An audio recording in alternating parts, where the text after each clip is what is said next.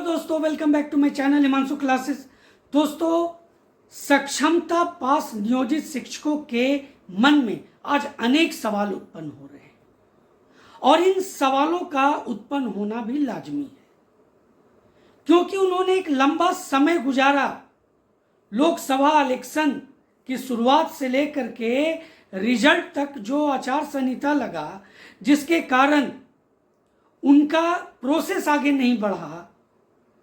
जैसा कि आप जानते हैं, शिक्षा विभाग ने प्रोसेस आगे बढ़ाने के लिए चुनाव आयोग से दोस्तों मांग भी की थी, लेकिन चुनाव आयोग के तरफ से उस मांग को नहीं माना गया और दोस्तों सक्षमता पास नियोजित शिक्षकों को एक लंबा इंतजार करना पड़ा। अब चूंकि रिजल्ट भी सामने आ गया लोकसभा इलेक्शन का, आचार संहिता भी समाप्त हो गई, चुनाव आयोग ने आचार संहिता को वापस ले लिया, तो अब नियोजित शिक्षकों के मन में अनेक सवाल उत्पन्न हो रहे हैं। दोस्तों, इस बीच में कुछ ऐसी प्रक्रियाएं भी हुई हैं जो इन सवालों को और पुख्ता कर रहा है और इस समय व्यतीत होने के कारण भी कुछ ऐसे सवाल उत्पन्न हो गए हैं। चलिए, मैं उन सवालों को पहले आपके बीच में रखता हूं और फिर उसके स्पष्ट उत्तर ढूंढने के प्रयत्न करेंगे हम लोग इस वीडियो के माध्यम से, इस चैनल के माध्यम से। पहले सवाल ले लेते हैं। सवाल मैं यहां नोट किया हूं। पहला जो सवाल है, देखिए मैंने हेडिंग क्या दिया है। हेडिंग है कि सक्षमता पास नियोजित शिक्षकों के मन में क्या है अनेक सवाल, और इन्हीं सवालों को मैं यहां पर रख रहा हूं। ये आपके सवाल हैं, आपके द्वारा पूछे गए हैं। तो इसमें जो पहला सवाल है कि काउंसलिंग की प्रक्रिया आखिर कब से शुरू होगी, कब विद्यालय का आवंटन होगा, यह बड़ा सवाल है जो लगातार चलते आ रही है। इसके बारे में भी हम लोग विशेष चर्चा करेंगे, इसका आंसर भी ढूंढने का प्रयास करेंगे, जवाब भी जानने का प्रयास करेंगे। दूसरा जो सवाल है दोस्तों वह है कि क्या, जैसा कि आप जान रहे हैं, एक बीच में डेटा आया है जिसमें शिक्षा विभाग के तरफ से शहरी और ग्रामीण क्षेत्र दोनों में जो रिक्त पद हैं उसका अलग अलग डिमांड किया गया है। तो अब एक प्रश्न उत्पन्न हो गया है नियोजित शिक्षकों के मन में कि क्या 100 मार्क्स से जो ऊपर कहा जा रहा था कि जिनका अधिक मार्क्स है उनको दोस्तों शहरी क्षेत्र मिलेगा, तो क्या 100 मार्क्स के ऊपर वाले जो सक्षमता पास किए हैं जो नियोजित शिक्षक, उन सभी को मिल जाएगा या इसमें भी क्राइटेरिया होगा? तीसरा जो सवाल है दोस्तों, जो मैंने अभी आपको बताया वीडियो के शुरू में कि इस आचार संहिता के बीच में एक विशेष प्रक्रिया से गुजरे नियोजित शिक्षक, और वो प्रक्रिया क्या था कि जिनका 12 साल सेवा पूर्ण हो गया, जिन नियोजित शिक्षकों का, उन्हें दोस्तों प्रमोशन की बात कही जा रही थी, मूल कोटि में प्रमोशन की बात कही जा रही थी। अब चूंकि ये भी बहुत से जिलों में ये प्रक्रिया आगे बढ़ी ही नहीं अभी तक, तो क्या उनका काउंसलिंग विद्यालय जो उनको आवंटित किया जाएगा उसके पहले ये कर लिया जाएगा या वो इसमें चूक जाएंगे? बड़ा सवाल है। और जो आखिरी सवाल है वह है बहुत ही महत्वपूर्ण।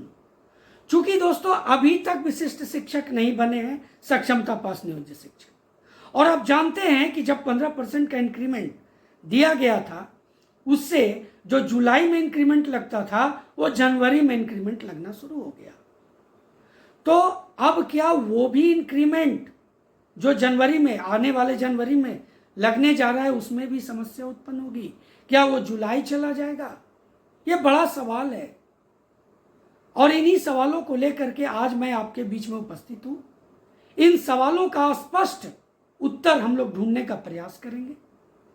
चैनल पर नए हैं या अभी तक चैनल को सब्सक्राइब नहीं किया है तो चैनल को सब्सक्राइब कर लें, वीडियो को अधिक से अधिक शेयर करें दोस्तों, ताकि बाकी जो शिक्षक हैं जिनके मन में भी अगर इस तरह के सवाल हैं तो उनको यह उत्तर मिलने का एक विकल्प मौजूद हो।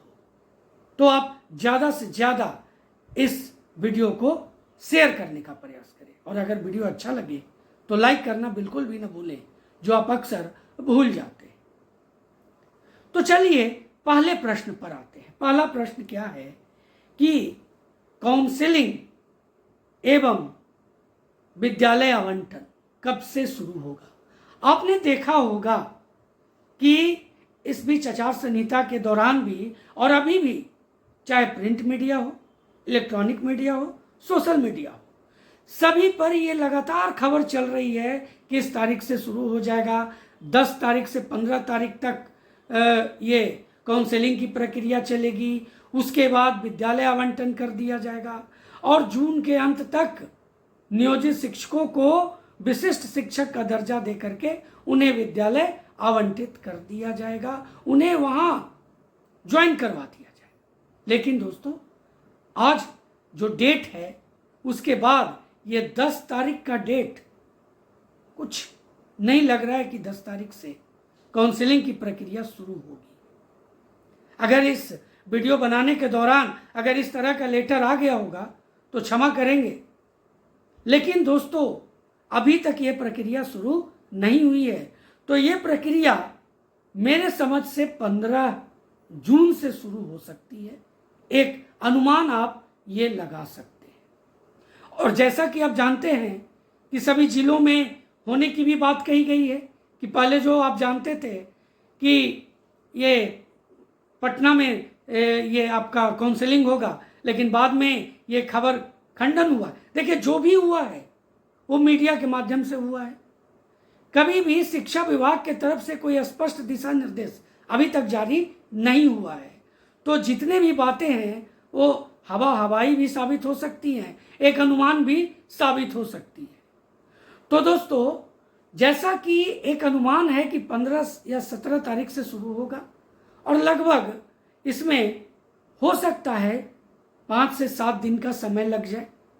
उसके बाद लगभग आपको 5 से 7 दिन के बाद आपका विद्यालय प्रतिस्थापन पत्र आए और उसके बाद उसमें आपका विद्यालय का नाम रहेगा, आपको एक टाइम दिया जाएगा जिसमें आपको ज्वाइन करने की तिथि निर्धारित की जाएगी।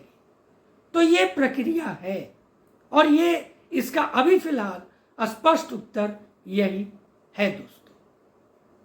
अब आ जाते हैं दूसरे सवाल पर। दूसरा सवाल जो मैंने आपके बीच में रखा कि क्या 100 से ऊपर मार्क्स वालों को शहरी क्षेत्र मिल जाएगा। जैसा कि आप जानते हैं, बीच में ये शिक्षा विभाग की तरफ से ये बातें आई थी भी कि शहरी क्षेत्र और ग्रामीण क्षेत्र का डाटा जो है वो मांगा गया था कि कितने कितने सीट खाली है, और ये बातें लगातार आ रही हैं। और ये भी मैं फिर आपको बता दूं, शिक्षा विभाग की तरफ से ये भी नहीं कहा गया है कि जिनका बहुत अधिक मार्क्स आएगा उनको शहरी क्षेत्र मिलेगा। हाँ, ये बातें स्पष्ट थी कि मार्क्स के आधार पर शहरी क्षेत्र से विद्यालय का आवंटन शुरू होगा और वही होगा भी, इसमें कोई दो राय नहीं है। जिनका अधिक मार्क्स रहेगा उनको शहरी क्षेत्र से, और जैसे जैसे नीचे चला जाएगा वैसे वैसे उनको शहरी से ग्रामीण क्षेत्र का जो विद्यालय है वो आवंटन होगा। दोस्तों, इसमें भी एक महत्वपूर्ण बात मैं आपको बता दूं, मार्क्स भी कैटेगरी वाइज ही होगा, यानी सभी जो श्रेणी है उसके आधार पर ही ये विद्यालय आवंटन होगा। अगर आप सामान्य से हैं, ओबीसी से हैं, ईबीसी से हैं, दोस्तों महिला कैटेगरी अलग ही है, तो सभी का एससी एसटी सबका अलग अलग भी विद्यालय आवंटन किया जा सकता है, इसकी भी संभावना प्रबल है। तो मार्क्स तो इसमें बड़ा फैक्टर है ही। रह गई बात 100 के ऊपर, तो मेरे समझ से 110 के ऊपर अपने आप को बिल्कुल सेफ समझे कि उन्हें शहरी क्षेत्र मिल जाएगा। अब हम लोग आते हैं तीसरे सवाल पर, और बहुत ही महत्वपूर्ण सवाल है, क्योंकि आप जानते हैं अगर आप एक नियोजित शिक्षक हैं तो आपको ये पूरा अनुमान होगा कि सभी जिलों में इस तरह की प्रक्रियाएं चली कि जिनका भी 12 साल पूरा हो गया है उन्हें प्रमोट किया जाएगा, उनको मूल कोटि में ही प्रमोशन मिल जाएगा, यानी कहीं ना कहीं उनका जो बेसिक है उसमें बढ़ोतरी हो जाएगी। ऐसी प्रबल संभावना हो गई थी और बहुत सारे जिलों से पत्र भी निकल गए। लेकिन दोस्तों, बहुत सारे जिलों से पत्र निकलने के बाद इस प्रक्रिया में आगे की बात नहीं हुई है। तो नियोजित शिक्षकों के मन में ये सवाल जरूर उत्पन्न हो गया है कि काउंसलिंग शुरुआत हो जाएगा, उसके बाद विद्यालय स्थापन पत्र मिल जाएगा, उसके बाद विद्यालय आवंटन होगा, उन्हें ज्वाइन करना होगा, और इस बीच अगर उन्हें प्रमोशन नहीं मिला तो उन्हें घाटा हो सकता है, क्योंकि जो सक्षमता परीक्षा नहीं दिए हैं उन्हें तो मिल जाएगा, चूंकि वो विशिष्ट शिक्षक बन जाएंगे। और आप सभी जान रहे हैं कि विशिष्ट शिक्षक बनने के बाद आपको नई नियुक्ति पत्र मिलेगा, नया नियुक्ति कहा जाएगा। भले ही आपको वेतन संरक्षण का लाभ मिल रहा है, लेकिन सेवा निरंतरता का लाभ नहीं मिल रहा है, तो ये प्रमोशन से आप वंचित हो सकते हैं। ये डर जरूर नियोजित शिक्षकों के मन में, सक्षमता पास नियोजित शिक्षकों के मन में उत्पन्न हो गई है। तो एक बड़ा सवाल है, लेकिन मेरे समझ से शिक्षा विभाग इस पर स्पष्ट कदम उठा सकती है। जब अगर प्रमोशन की बात होगी तो वो जो विशिष्ट शिक्षक बनेंगे उन्हें भी मिलेगा, इसमें कोई दो राय नहीं है। और दोस्तों, जो सक्षमता नहीं दिए हैं उन्हें तो मिलेगा ही, इसमें कोई दो राय नहीं। अब नेक्स्ट क्वेश्चन पर आते हैं कि जनवरी का इंक्रीमेंट का नुकसान होगा।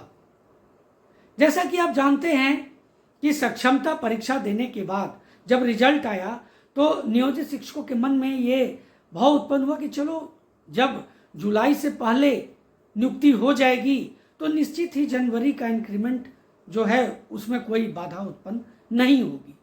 लेकिन अभी जो परिस्थिति उत्पन्न हो रही है, जो परिस्थिति बन रही है, उसमें ये बातें स्पष्ट हो रही हैं कि जुलाई के फर्स्ट सेकेंड वीक में भी आपकी नियुक्ति हो सकती है, आप विशिष्ट शिक्षक बन सकते हैं।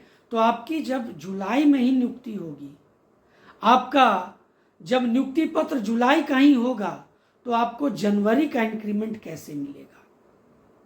ये बड़ा सवाल है। और यहाँ पर एक नुकसान विशिष्ट शिक्षक बनने के बाद होने जा रहा है, जो अभी दिखाई दे रहा है।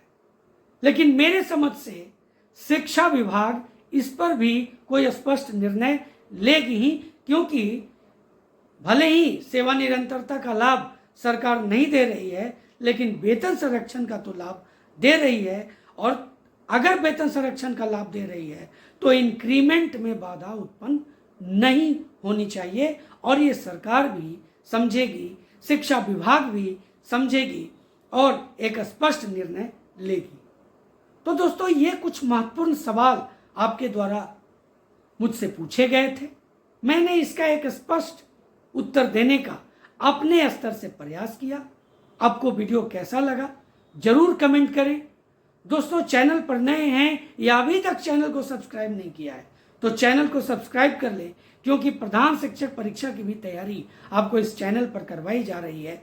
प्रैक्टिस सेट मैं आपके बीच में लेकर के आ रहा हूं। वीडियो अगर अच्छा लगे तो शेयर करना बिल्कुल भी न भूले, लाइक करना बिल्कुल भी न भूले, जो आप अक्सर भूल जाते हैं। तो दोस्तों, मिलते हैं अगले वीडियो में, तब तक के लिए जय हिंद।